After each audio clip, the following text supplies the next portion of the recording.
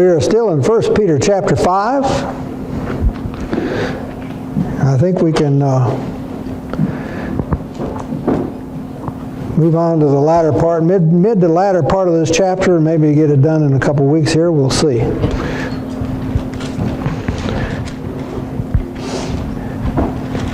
Chapter 5 has been talking about elders. It's been talking about the example that they lead. We've been going over the first 3 verses several times. I think we've probably milked that cow, and it's time to move on a little bit. But let me read through verse 7, because I want to, let me see if it's 7 or 8 here. Yeah, let me read through verse 7 just to kind of set the context of what is being written here, and then we'll be talking about verses 4, 5, 6, and 7. Therefore, I exhort the elders among you as your fellow elder and witness of the sufferings of Christ, and a partaker also of the glory that is to be revealed. Shepherd the flock of God among you, exercising oversight, not under compulsion, but voluntarily, according to the will of God, and not for sordid gain, but with eagerness, nor yet as lording it over those allotted to your charge, and proving to be examples to the flock. And when the chief shepherd appears, you will receive the unfading crown of glory. You younger men likewise be subject to your elders, and all of you clothe yourselves with humility toward one another. For God is opposed to the proud, but gives grace to the humble. Therefore humble yourselves under the mighty hand of God, that he may exalt you at the proper time, casting all your anxiety on him, because he cares for you. After the first 3 verses talk about leadership, the example of a shepherd over a flock, then he moves to verse 4 and says, when the chief shepherd appears, you will receive the unfading crown of glory. We use this verse to point out that shepherd elders will be held accountable for their role, and it is sobering. It is a sobering thought that they are entrusted with souls under their care. Let me just read a passage from Hebrews 13. And you may think, well, why? We've got all we need to know right here. Well, Hebrews 13:17 also talks about some of the responsibility. And like all leaders, you have to have those that are willing to lead. You have to have those that are willing to follow. And so I think the first 3 verses of 1 Peter chapter 5 spend plenty of time talking about leading, but now he's moving into those of us that are tasked with following. So let me read Hebrews 13:17. It says, obey your leaders and submit to them, for they keep watch over your souls, as those who will give an account. Let them do this with joy and not with grief, for this would be unprofitable to you.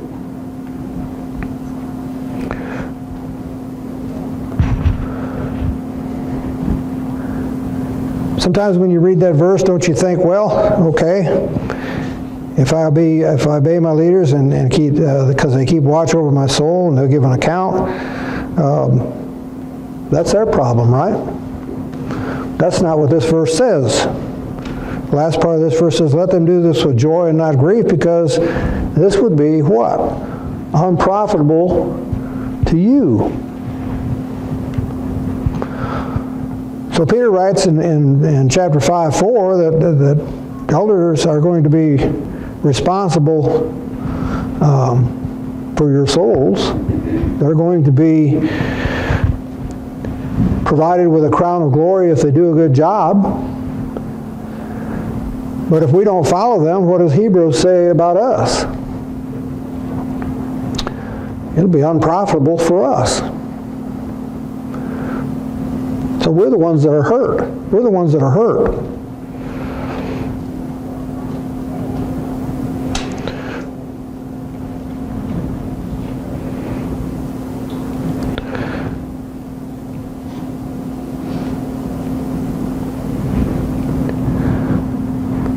how do shepherds do this? How do shepherds accomplish the things that Peter writes here?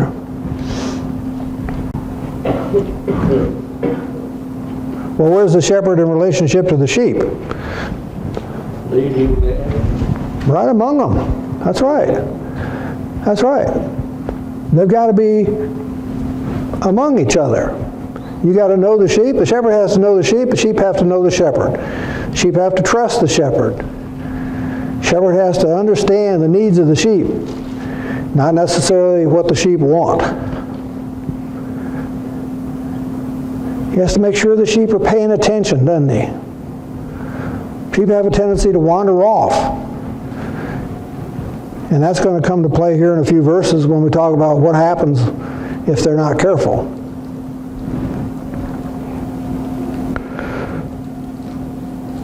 So when the chief shepherd appears, who is this chief shepherd? Is this Peter? No, it's Jesus, okay? Peter's not saying, you do a good job here, and when I come around, you'll be rewarded. He's saying when Jesus returns, when the chief shepherd comes, you will receive an unfading crown of glory. Now, kind of hidden in that verse, I don't know whether it's hidden much, but if he says the leaders are to behave like a shepherd, and then it says the chief shepherd's coming, then what is the pattern the shepherds should pattern after their leadership after? Jesus. Okay? If Jesus is the chief shepherd and I want to be a shepherd, how do I pattern my style of leadership? After Jesus. Okay? Who do I answer to? Jesus. And so verse 4 is like, one of these things, well, yeah, everybody knows that. When the chief shepherd appears, you, the leaders, will receive the unfading crown of glory.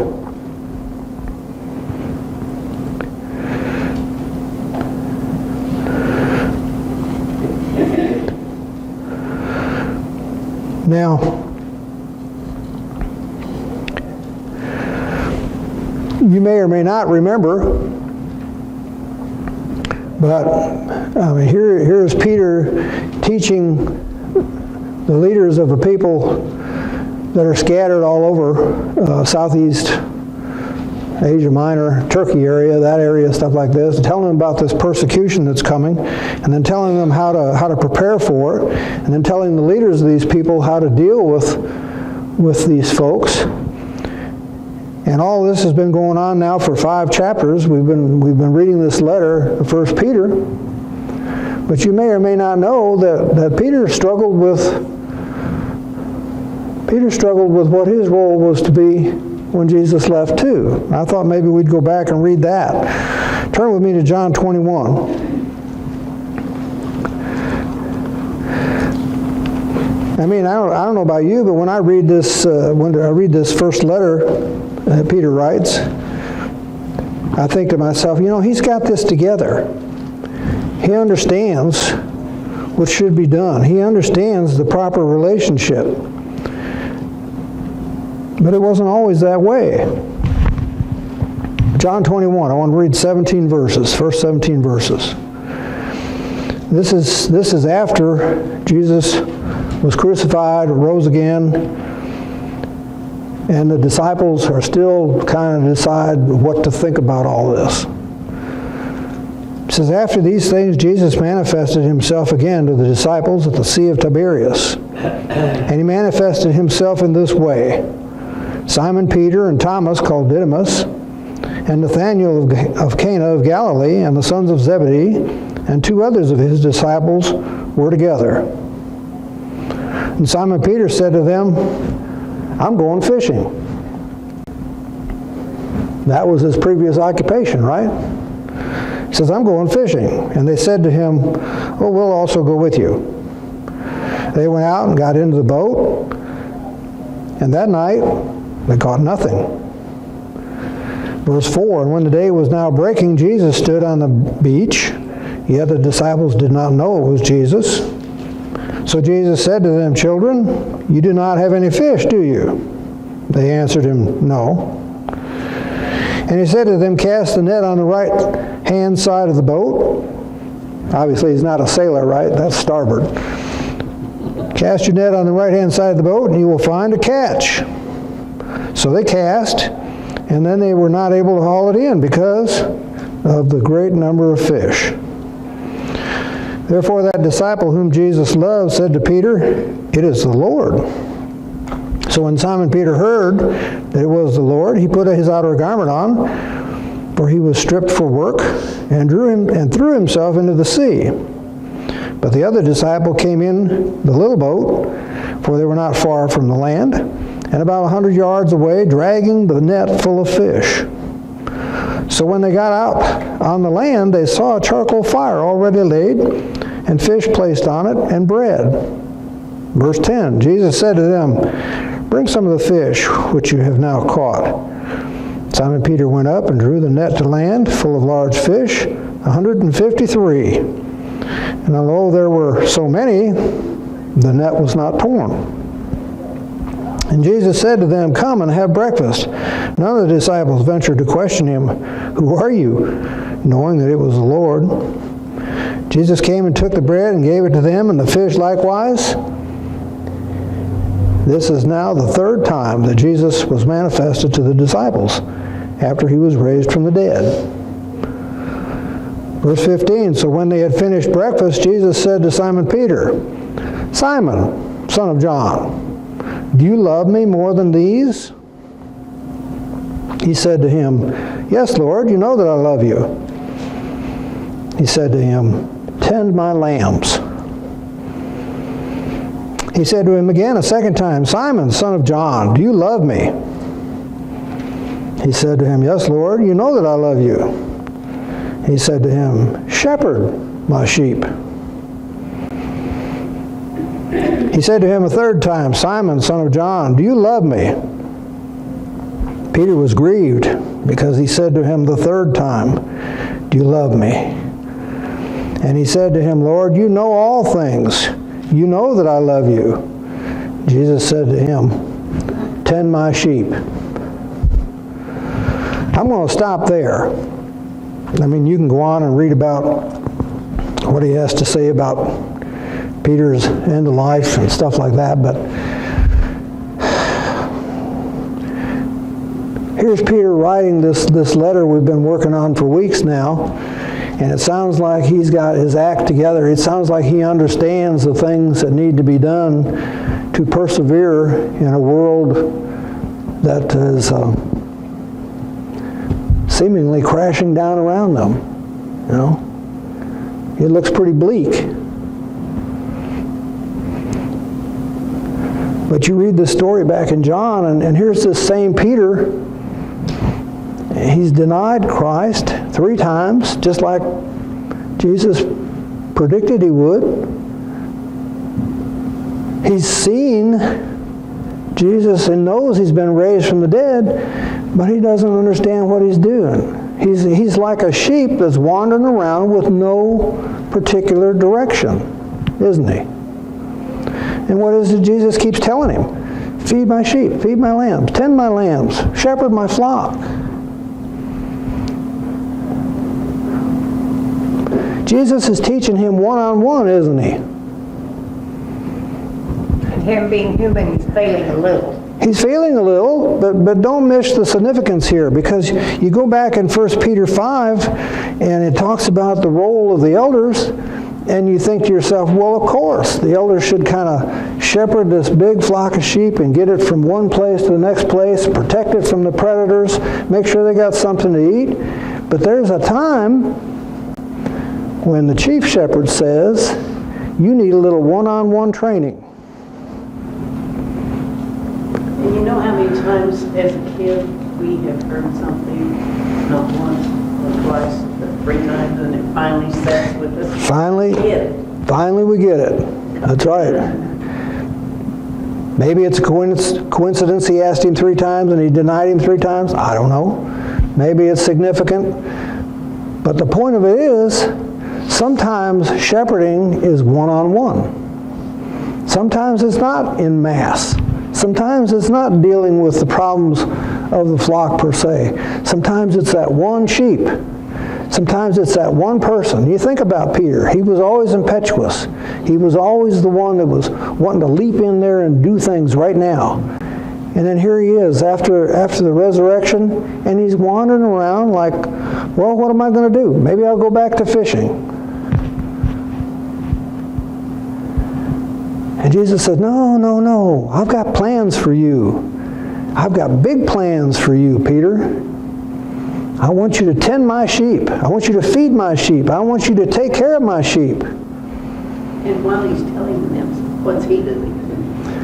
Tending them. That's right. He's setting the example. He's setting the example. But sometimes, like you said, yeah, you have to hear something more than once for it to sink in. And yeah, I imagine at this point Peter felt pretty bad about what he'd done, but God wanted him to do more than just go back to fishing. God wanted him to get out there. And he wasn't very good at that. Well, didn't catch anything until the right until the right person came along. That's a good point He too. was putting the net in the wrong place.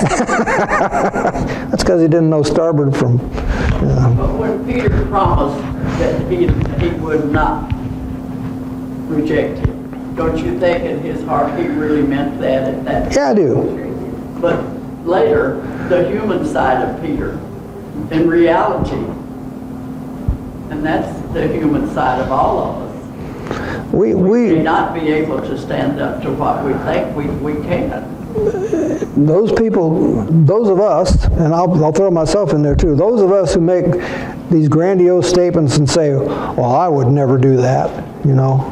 You'd never catch me in a place like that. You'd never catch me doing something like that. You don't know. You don't know until the situation presents itself. But the fact that God knew his heart Yes. tells us something today too. God also knows our heart. He knows his heart. And I think this is a perfect example. Here is the chief shepherd. Here is Jesus. He's confronted with this follower, this avid follower, who has a good heart, like you point out, but he is wandering around, not doing what Jesus prepared him to do. And how does he solve it? He doesn't ridicule him in front of all the other disciples. He doesn't try to teach this grandiose sermon to everybody. He pulls him one-on-one. It says, Peter. Well, and we're supposed to learn from this today, because the elders and the people who are supposedly the leaders teach the young, but they also have to live a life so that if the young happen to view what they're doing, they're not broken. Absolutely. That's And then there's that other thing too. How many times did Peter deny Jesus? how many times what? How many times did he deny him? Oh yeah, 3 times. And so here, the Lord is coming back. He wants him to affirm it the same number of times. Yep. So that he can get it in Peter's mind. Yeah, I did that. But now I've affirmed that I do love him. Yeah. And I think he needed that reassurance that he was still accepted by Jesus. I think so too. He needed to know that Jesus still wanted him as an apostle. He needed to know that he goofed up and now was being accepted. He needed that one-on-one teaching. He needed that forgiveness. He needed forgiveness. That's right. So now Peter got his act together. He's somewhat older. He's now writing this epistle, but I just thought that was an interesting analogy to what we see today. There is a time to teach one-on-one, a time to teach in a group, and it takes a knowledgeable shepherd to recognize the needs of the individuals in the flock. And yeah, the shepherd's responsible for the whole flock, but sometimes there's one-on-one that's needed. You know, there's another thought that comes to me about this whole situation. There's a time when Jesus is talking to Peter, he said, Peter, Satan asked for you, but I prayed for you that you could overcome. He was actually put through the mill, buddy. He was. He was put through the mill, and Jesus prayed for him that he might not totally And we're going to get into the role of the devil here, but you bring up an interesting point too. I mean, yes, when you're trying to do something for God, you can expect the devil to get involved in your business because he wants to stop that. So we'll save that till we get a couple more verses down the road here, but yeah, absolutely. So you got to know what the elder has to know what God's will is, and the elder has to teach as necessary to get the job done. So we consider our example. We consider the Good Shepherd. He had all his authority, but he taught as a servant. He led by example. I have a translation that says models of Christian living Okay? to the flock or the congregation. And the flock and the congregation is the same. Absolutely. Absolutely.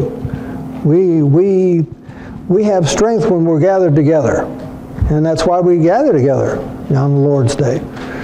But while we're here, we need to be fed. We need to be protected. We need to be nurtured.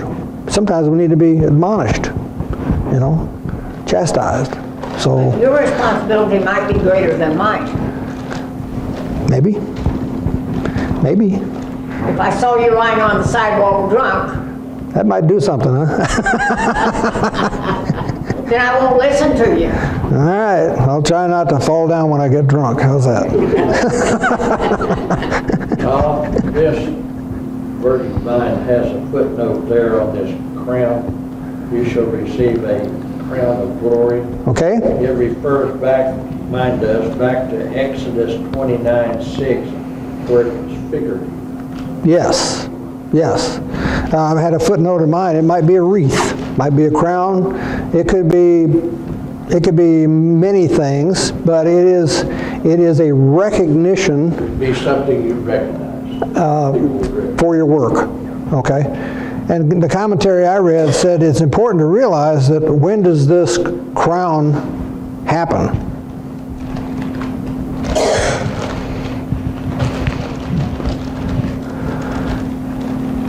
when Jesus comes. When the Good Shepherd comes, okay? And you think, well, duh. But there's something significant in that, because it doesn't mean that crown comes when you take on the role of the shepherd. And I think that it's important to recognize that we all have a part to play in the body of Christ. You know, I may be a mouth, I may be an ear, I may be a leg, I may be a finger, I may be a leg. I mean, I could be anything, okay?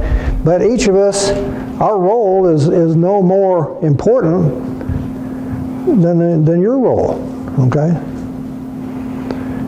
We've been given talents, and we should use our talents. But that doesn't mean that I wear my crown because I'm up here teaching that I'm somehow better than you. I have the same temptations. I have the same issues as you have, okay? And I'm walking my walk with Christ. I'm attempting to get to heaven just like you are. May I read you verse 7? We're going to get to it eventually. We're going to get to it eventually. Hang on to it. We're not ready for 7 yet. All right? Anything more on verse 4? So, How many of you remember the song that says, "Will there be any stars in my crown"? Yes. yeah? Is that scriptural? No, I don't think so. I mean, to me, when heaven talks about a street of gold, I mean, that's just an analogy for us to kind of glimpse some of the glory. What you're going to be thankful about? I don't think gold's going to mean a thing. Just being in heaven, it doesn't matter if it's a gold street, a ruby street, an asphalt street. I just want to walk it. We want to walk it. That's right. So, Where did I leave off? It said he he led as a servant. He gave his life as a ransom for many. And to many degrees, that's what the elder leadership team does too. They serve the church and they follow Jesus' example of servants. So, we talked about the crown, said it won't ever fade away. It comes when the chief shepherd comes. It doesn't come while they're serving. And Peter didn't claim to be the chief shepherd. It said in verse 1 there that he was a fellow elder. So, the flock belongs to the chief shepherd, and the pattern that we look for in their leadership is the shepherd. All right? I think we've covered all of that. So what about verse 5? It says, you younger men, likewise be subject to your elders. The NIV version says, to those who are older. My version says, to your elders. So who are these younger men supposed to be responsible to, submit to? Is it The ones, the older ones, or is it our leaders? the leaders are subject to the youngers. Well, it's subject both ways. We're going to talk about that in a little bit here, but it's both ways. Yeah, in the context that we're reading here, he's talking about leadership of this group of Christians, and so we can assume it's our leadership now, today, too. Well, as the younger one, we give them due respect, yielding to their counsel. That's right. They're supposed to be wise. Wise. That may not be referring to age.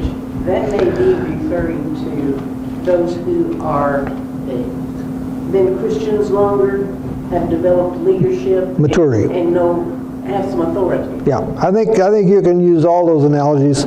They are our leadership. They are older in general, and hopefully, more than hopefully, they are supposed to be To do with years, more mature. how long you've been in the family.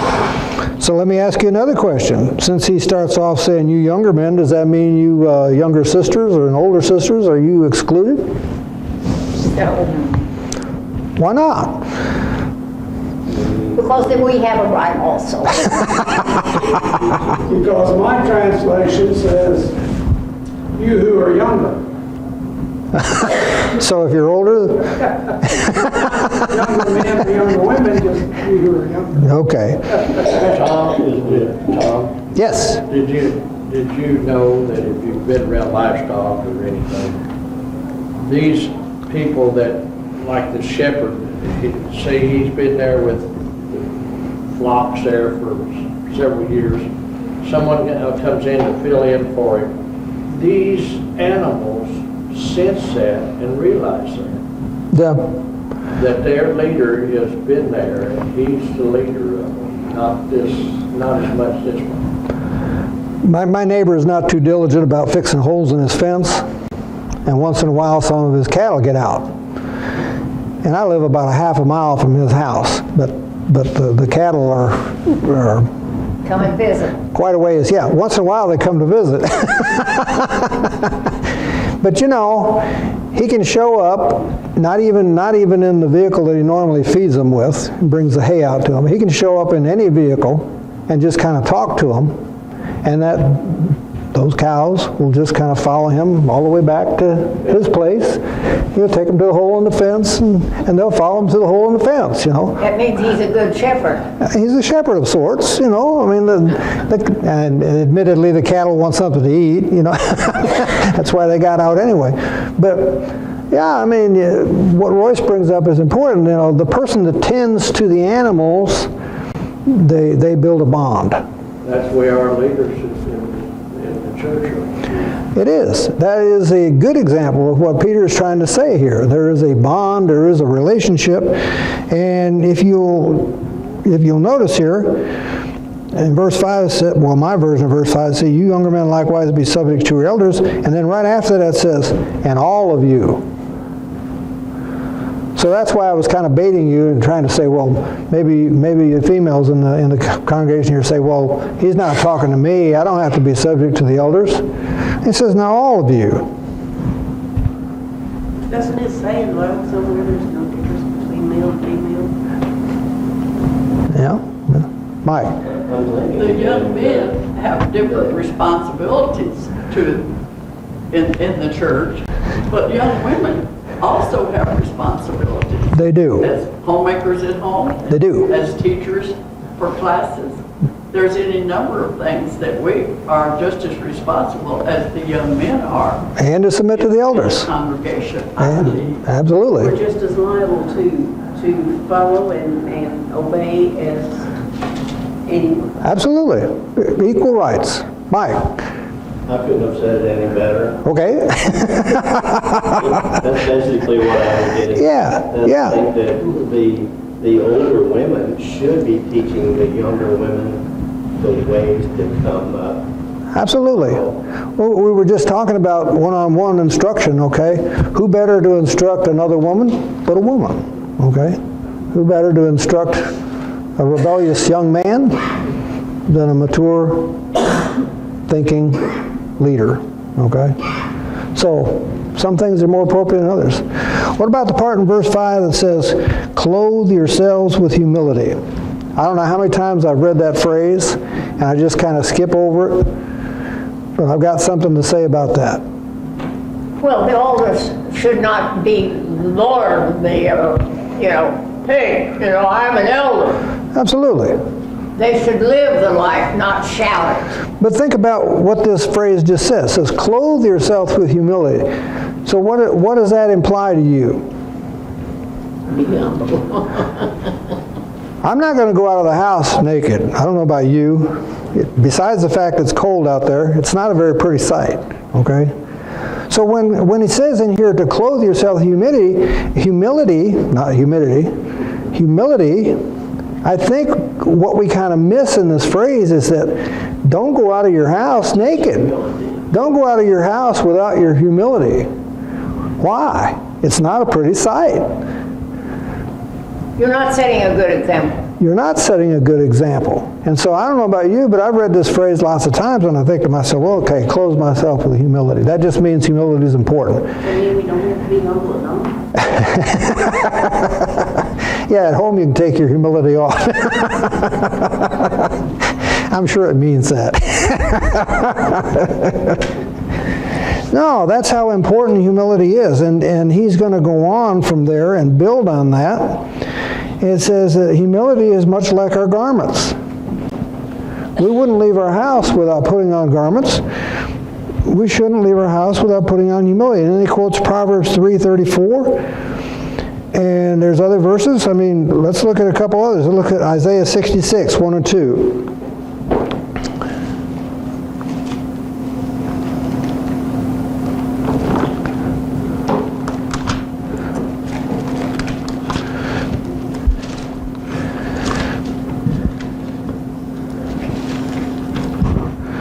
Isaiah 66, 1 and 2 says, thus says the Lord, heaven is my throne and the earth is my footstool.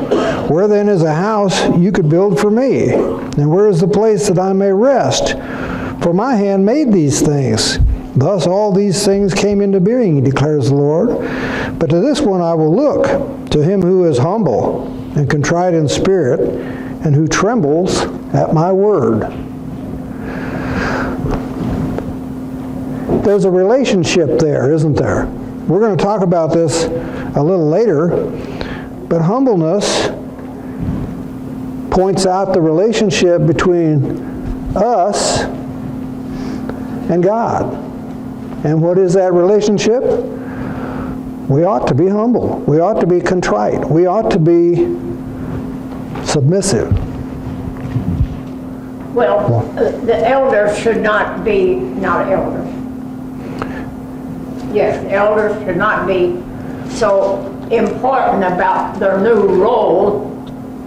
They need to humble themselves and not exalt it over people that are not elders. Yeah, I think this verse can apply to everybody. I mean, we're not just talking men, women, we're talking leaders and followers. Yes, humbleness is something that pleases God. And we just read the passage in Isaiah that talks about God doesn't need somebody with a strong backbone. God doesn't need somebody that resists teaching. God doesn't need somebody that's martial arts, okay? God needs a humble servant. God needs someone who recognizes that God's in charge. A sincere, caring person. Absolutely. All right, we will pick up there. Thank you. Let me read 7. You want to read 7 today? Go ahead. Okay, casting the whole of your care, all your anxieties, all your worries, and all your concerns, once and for all on Him. For He cares for you affectionately and cares about you watchfully. When we get to that verse, you know what I'm going to talk about? It's easy to say that. It's hard to do that. Oh, I know. All right, thank you for your comments. We will move on from there.